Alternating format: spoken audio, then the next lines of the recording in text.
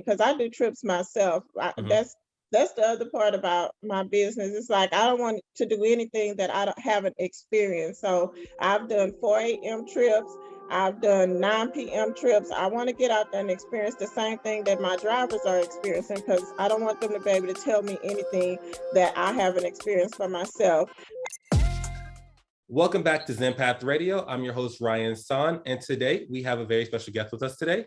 We have Lashay, owner of Impaq Transportation out of Sugar Land, Texas. So if you are in the area or if you're generally interested in any NEMT space, you're gonna wanna stick around to the end of this video because it's gonna be compact with a lot of useful information.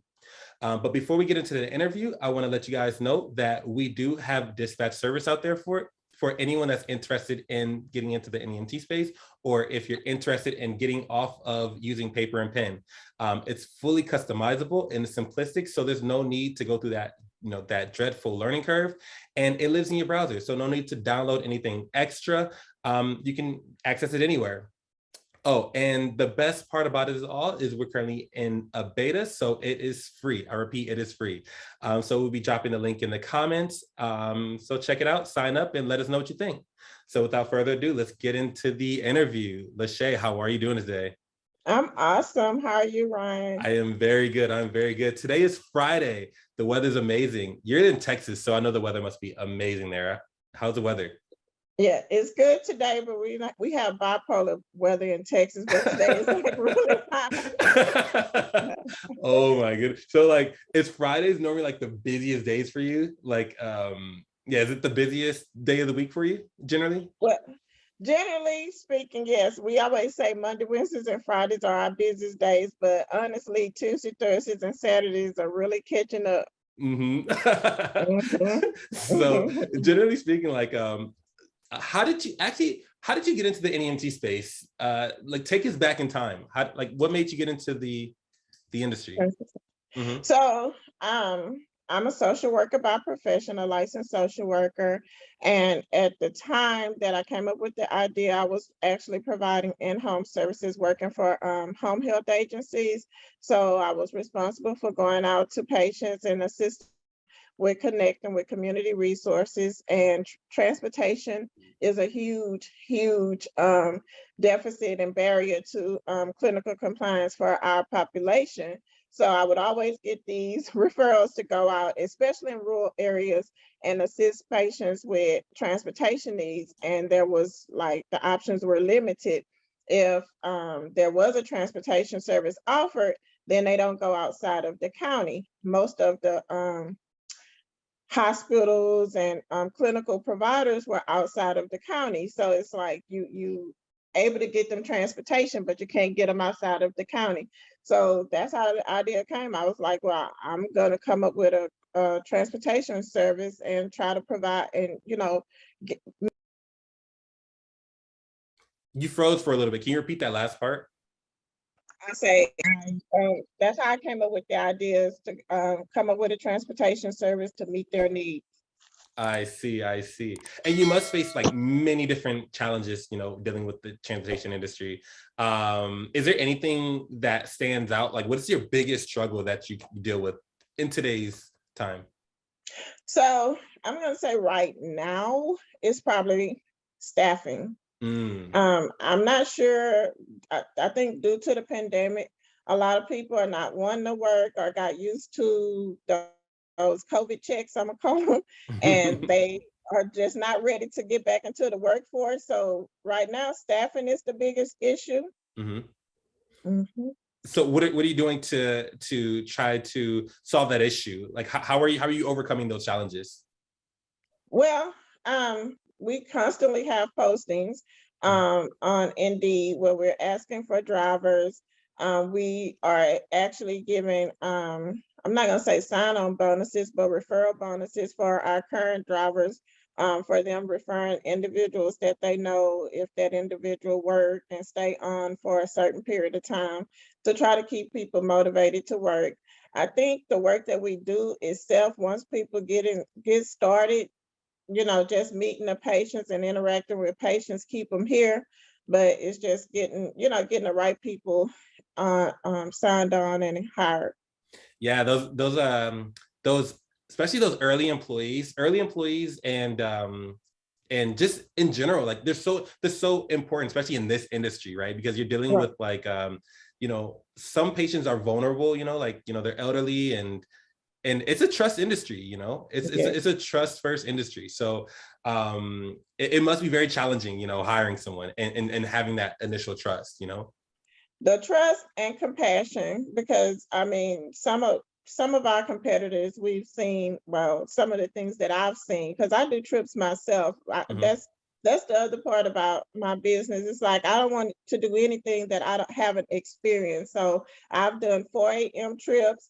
I've done 9 p.m. trips. I want to get out there and experience the same thing that my drivers are experiencing, because I don't want them to be able to tell me anything that I haven't experienced for myself. And I can tell you one instance, I went to take a patient to dialysis. It was at 5 a.m. in the morning, and I saw a provider pull up, and this poor little lady in a wheelchair, they roll her out the back of the wheelchair like a piece of meat, park her in front of the door. The dialysis center hadn't even opened yet, and just left her there. And I'm like, that is like so dangerous. Actually, me and my client, we were sitting in the car talking, waiting for the center to open. And I was like, they do that all the time. And she was like, yeah, they leave her there all the time. Wow. She had a purse on it. And I'm like, somebody can run by, snatch her purse, or she could have a medical emergency. And if no one's paying attention, there's nobody there to provide any type of intervention. So we make sure we take care of our people. I mean, unfortunately, everybody don't get that, but I do expect for my drivers to be compassionate and want to do what they're doing. I prefer to get out there and do it myself if I can't find people that I can trust and who cares about our clients. It seems like for a lot of other people, it's more of a transaction, but for you, it's more of a emotional connection. It's the importance of finding that bond between you and your clients. Exactly. Even with answering the phone, I mean, I do believe it is a transaction for most. And again, as we were speaking before about that's one of the reasons why I don't like going on the Facebook group, because it does appear that people just looking for a quick fix. And honestly, when I started, I thought this was going to be easy. It's not easy. Yeah, I see. So getting to that, like, what's some key things that you've learned now that you're into the space that you previously, before you didn't get into space, you didn't know? Is there anything key learning? Oh, absolutely, a lot. Trying to figure out how much to charge, what's a good fee. I don't think any of us could have predicted that the gas prices was going to spike to where they are now. And just trying to figure out how to continue to make the services affordable so that we can continue to serve and meet the mission that I've set out to, as well as make sure we have individual drivers that's on the street and willing to drive, because the gas price is unpredictable, and just the attitudes, to be honest, because the patients, the drivers, like there's personalities family members. I was like, in my head when I started, like, it's a need, we're gonna meet the need, and that's it. Like, I didn't take into account all of the other factors. But sounds like a reality show, huh? Yes. Oh, I think we could get us some viewers. There's an idea right there, man. Right, exactly. So I know you're into like you said, you do social work also. So what were you doing? So was that what you're doing prior to like starting in general, or did you start social work while while you were doing the NEMT? I'm still a social worker. So you're doing that for the longest. You're doing social work for the longest. Right? Yes, I've been a social worker since 2004, and I still work. I see. And so I know that you do medical and non-medical trips. So you do everything from taking clients to the grocery store all the way to taking them to doctor's appointments, correct? Correct. So what percentage of your business comes from non-medical to medical? So it's probably 95% medical, 5% non-medical. And a lot of the non-medical trips are for our medical clients. So we basically establish a relationship. So, we may have a dialysis patient that we take to dialysis Monday, Wednesday, and Friday. And then on Saturday or Sunday, take them grocery shopping. But it's like a 95% ratio. Would you say that like the non-medical aspect of it is almost like a great marketing thing for you? Because it's almost like when you take someone to a medical appointment, sometimes it can be, it's not always the best enjoyable trip, right? Correct. But, going to like the grocery store or going to like somewhere that's not like a serious matter, like a grocery store or like shopping, is more of a more enjoyable experience. So that's Right. the time that you can use to build that that trust, right? That personality, you can kind of like shine shine more personality wise. They're more Correct. happy, the driver is more happy, so is that more of an opportunity to kind of like show your personality a little bit more?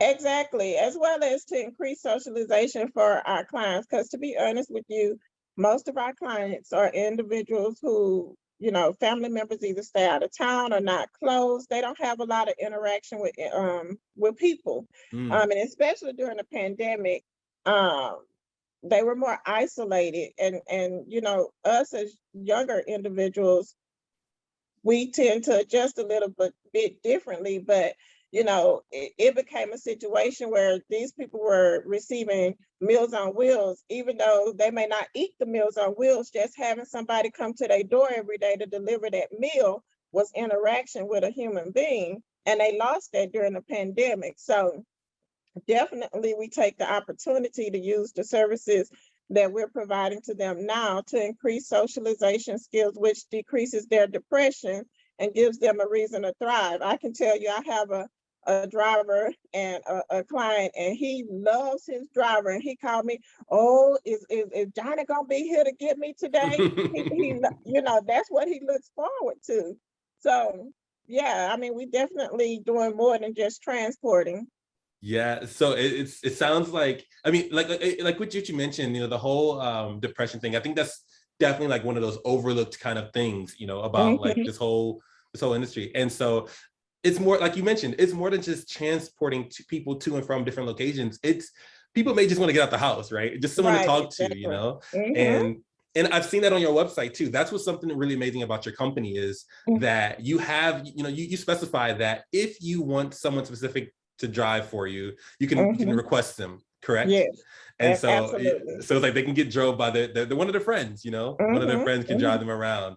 That's amazing. I think that's an amazing, attribute to the service for sure. Right. So you must be very busy. So how many vehicles do you currently have? We currently have 11 drivers, and actually the Wow. drivers drive their own vehicles. So I Hmm. don't have my own personal vehicles, but the Hmm. drivers, so it's like a Uber, Lyft, rideshare type of service that's Hmm. specific for this population. I see. I see. And you're currently like you don't serve you have where you serve different counties um Yes. in Texas. Hmm. And you also can make special requests outside of those counties. Did I read that correctly? Yeah, I'm open to traveling wherever, but the cost becomes more, and usually the population that we serve. But I've actually had someone to, as long as they live in one of the counties that we serve, we'll take them wherever they want to go. So I've actually had someone um, to book a trip in Galveston County and drive all the way to Austin County. And Wow. it was for a medical appointment. We couldn't figure out why she wanted to do that, but she asked to do it and she paid for it, so we did it. Wow. But that's reliability right there. Like Hmm. it's if you can find someone that, because I feel like no one wants to keep switching around. Right. If someone can't just make it outside of a specific county, no one wants to just take the risk on another company that they've never heard of before. They rather go Hmm. with like we mentioned, their friend, Right. that company they trust. Hmm. So yeah, I think that's amazing that you do that also. Those are the key Hmm. things that really stood out for me. I was like, wow, like I would definitely trust my family members with her. Well, thank you. And the Absolutely. transport assistant as well. That's something that we get a lot. And that's because we, like I said, most of our patients don't have anyone, but and they have medical procedures that they have to have, and the doctors and the facilities are like, well, if you don't have somebody responsible here to have this, outpatient surgery, then you can't have it. So we have transport assistants that will go with them to their medical appointment and sit there as their responsible party while they have their procedure. And it works for individuals like caregivers as well. The children who may not be able to take off of work, they'll book us to go and take their mom and dad to their medical appointment. We keep up with the notes, provide them with documentation of what the recommendations, the follow-up recommendations was, and any, thing that was stated during the appointment. So they're there without being there because we're there for them. I see. Yeah. So let's get into the numbers. So how profitable is this industry? Roughly estimate how much are you bringing in annually from this business? So I'm going to tell you, this is year 2022. This is year 3. So the first year we probably didn't even make 5,000. But again, I'm private pay only, so I don't accept insurance or anything like that. Last year we grossed right at 50,000. But last year I had some medical issues. I actually lost my vision, so I had to stop taking new referrals. So we just really basically focused on the patients that we already had and serviced them. But this year I'm expecting to triple. So I'm looking at 150 to 200,000 this year, because we've been getting almost 10 new clients a week. So we're doing really good, and I'm glad to be in a position that I'm in. I love to hear it. So now that you're thinking of expanding and revenues are picking up, and how do you know when it's time to hire and outsource? You mentioned that you were driving, previously, you were doing it, yourself. So was there anything that clicked where you're like, you know what, I can't grow doing everything myself. It's time to hire. How did you know? What was your indicator? When I start messing up trips and I start getting angry.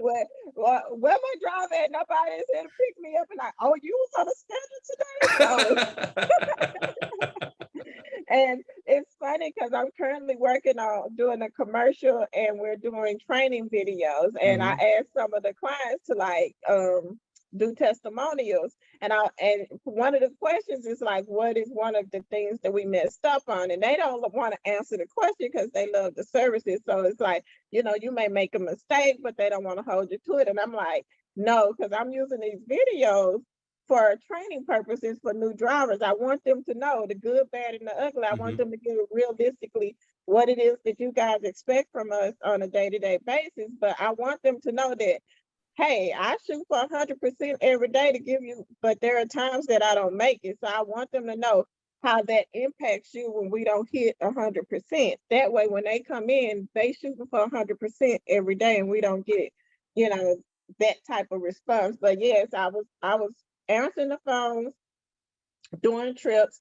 So now I have someone that's answering the phones, booking the trips, and managing the day-to-day operations of the business. And I'm kind of sort of just in the background. If she needs me, she calls me. I see. And I guess she's like your main operator. She handles most of the operations. Yeah, she books the trips. When people call in and have questions about the services, help them with putting the reservations, because our population again is some older folks. Sometimes the children are involved, but most of the time they're booking themselves, and they may not be able to go online and book the trips themselves. But when they call in, the secretary can book the trip for them and call and make reminders, let them know. So even if they're not, because sometimes the children take off and take them, but even if they're not booking us for the trip, we still do the reminders, hey, Miss Jones, you have a appointment coming up, are you gonna ride with us, or is your daughter taking you? And she'll say, oh, well, my daughter's gonna take off to take me that day, but thanks for the reminders. But those are the type of little things that we try to do to engage our clients. I see. I see. And so you mentioned previously that, with the after effects, like the post Mhm. effects of the pandemic, hiring became, very difficult, and, morale has been a huge thing for you. So, like, what are you doing? How do you keep driver morale, high? With money. Money motivates everyone, huh? No, I mean, first of all, I try to every time I'm very busy. I lost you. I can hear you. Hold on. Can you Okay. hear me now? I can hear you now. Yeah, yeah, I can hear you. I'm very busy, but what I do try to do is to take time and send them little notes, Hmm. thanking them when I Oh, that's have really the nice. phone. I let them know like I appreciate you so much. But I think the biggest motivator is the impact that they have on the clients. Mm. Like I said, the clients love them. And I mean, I think like you have to be less than human to be able to interact with somebody and they telling you like the impact. They say it all the time, like I wouldn't even be alive if we don't transport them 3 times a week to dialysis. They won't be here with us. So and then there's times like I'll say, y'all fill up your car, send me your receipt, and I reimburse them their gas. It's just something that I arbitrarily do. It's not expected. So I'll just send out a text message. So things like that. I see. I remember I used to work at a company a long time ago where, if whenever a client will call in and, to request us specifically, we get like a Hmm. tally. We get like a star or a Hmm. tally or something like that. Right. And it was almost like a competition, like an internal competition within the company of like who can get the most tallies, the most Hmm. like personal requests. And then at the end Right. of that, we get some kind of like reward, like a pizza or whatever like that. Right. But that kind of pushed us to kind of like keep, Hmm. try more and more to get Providing these good tallies. service. Exactly, Hmm. exactly. It kept us Hmm. on our toes all the time. No one wants to get 0 stars, right? Because it's like Right. no one Exactly. requests you. Hmm. Exactly. And but the only thing with that is then you find one person who's booked up and can't meet all the The needs, and then celebrity. you have like you're gonna have Definitely. to share your talents with somebody. Spread them talents thin, huh? Mhm. So, like, clients are going back and forth in doctor's appointments, and they may get into your van happy, or not necessarily happy, but okay, but they're leaving the appointment sometimes with not good news, and they may be having a really difficult day, right? How do you deal with that? How did you, how are you, yeah, currently dealing with that? So honestly, as a social worker, I deal with it every day because Hmm. whether it be with my clients that I'm transporting or my regular clients, but you just have to listen and offer a listening ear. And I always request that the drivers, I'm like, if somebody's having a bad day or look like, because sometimes they won't tell you if they're not themselves, call and let me know. I Hmm. mean, I've I have this lady and she'd love for me to transport her. Of course, she knows that I can't do it all the time, but there are times that they'll say like you probably need to check in with her because she's having a lot of extra issues going Hmm. on, and so I'll call her and I'll say like, hey, I'm picking you up, and that lights her face up. Oh, you gonna pick me up on Friday? I'm gonna pick you up on Friday. Oh, I can't wait. And she'll text me like, you still coming? You still coming? But yeah, I mean, I try to do that to just let them know that we care. I think that's all they want. They just want to know that I'm just not another trip, that Mm. you really do care. I've had a patient that I I went to sit with her because she lived by herself and she had a really bad, treatment. I think they pulled too much fluid off of her at dialysis. And I just went in and sat with her, for a couple of hours until she was back to herself because she didn't look good. And I didn't want to, drop her off in that condition and just leave her. And so because I'm not a regular driver, I didn't have a trip following that. So I just went in the house with her and made sure she was comfortable and just sat there for a little bit. She took a nap. She woke up. She felt better. She got her something to eat, and I left. So again, it's not just transporting. Yes. So anybody who get in this industry, and I know like with the contracts, the Medicare, Medicaid contracts, they can't do some of those things that I do. Um, but it's a lot. And I always tell the drivers, especially new drivers, the person that you drop off at dialysis or chemo or radiation is not the same person you picking up when you Mhm. go. And they see it. They'll call and tell me like, oh, she was like really, really tired or sluggish, or, she was able to get out the car independently when I dropped her off, but, she needed a little help getting her legs in when I picked her up. So, it's just being conscious of the changes that the treatment, has on them, the impact that the treatment has on them.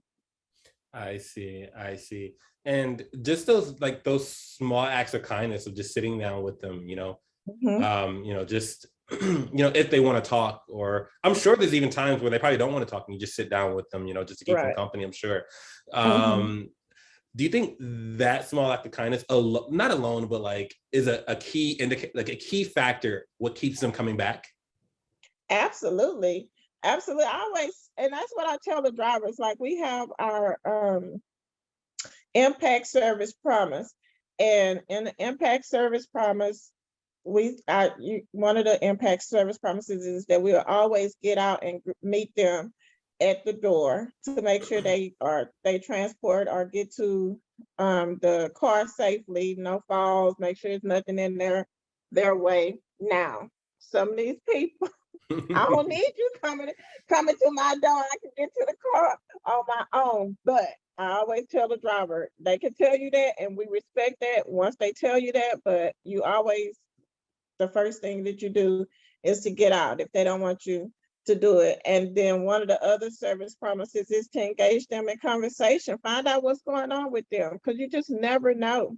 And as a social worker, if it, like I say, when they come back and report to me, if it's something, I've had wheelchair ramps built because we started providing services to a patient, and the staff was complaining that she didn't have a wheelchair ramp, so they had to basically lift the wheelchair over the step to get her into the vehicle.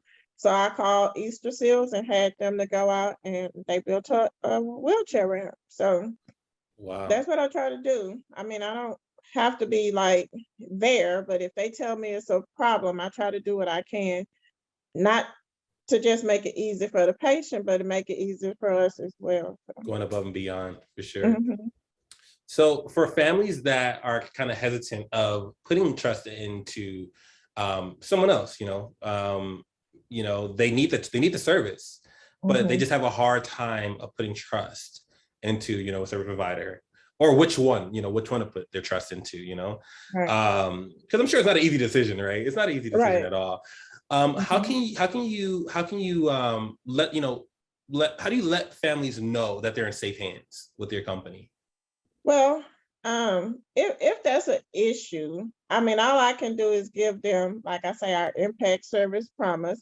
I also request that the staff contact the the caregivers and let them know, hey, I just picked up, whoever, and this is the status. And then when they get back, let them know I just dropped them off, and this is the status. But I have sent drivers out to families to meet with them face to face to establish a rapport before services are even Mm, provided. Um, I also have coupons where they can get a free trip. mhm. So, if you're hesitant, your first trip is on me. Try us I out. If you have a bad experience, then you don't have to come back. I know that won't happen. So try us out, and the first trip is on me.